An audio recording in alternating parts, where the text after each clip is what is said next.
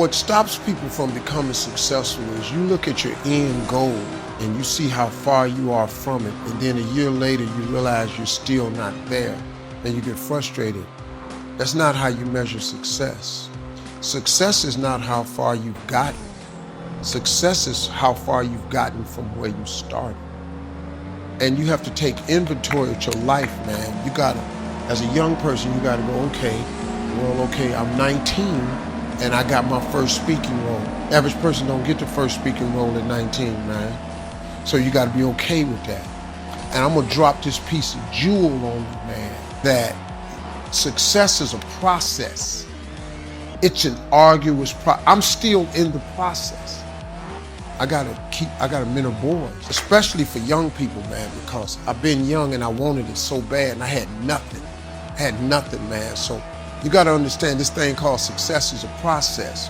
Set your goals, but understand it take a long time to make a lot of money. You hear me, man? It take a long time to make a lot of money. Quit looking at Instagram. Instagram is people's highlight reel. That ain't really how they look. They got one Birkin bag. That ain't a real one. And they got it on Instagram and they showing you the clasp open and all that. And they got a filter on it and they look perfect. They don't have a bump. That ain't life, man. Instagram's a highlight reel. That's their best picture they posted that day. You know how many shots they took to get that picture? Don't get caught up in none of that. Get your grind on, hustle. Get your head down and hustle. Hustle. Listen, man, the dream is absolutely free. The hustle and grind is so separate.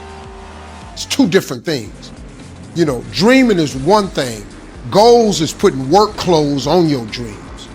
You gotta set goals. When you set goals, you take your dreams and you don't put work clothes on. You gotta hustle, man. You gotta talk to God every day. If you ain't talking to God, you're making this thing way harder than it's got to be. You gotta include God in the mix or you're gonna be struggling. Listen to me, I struggle.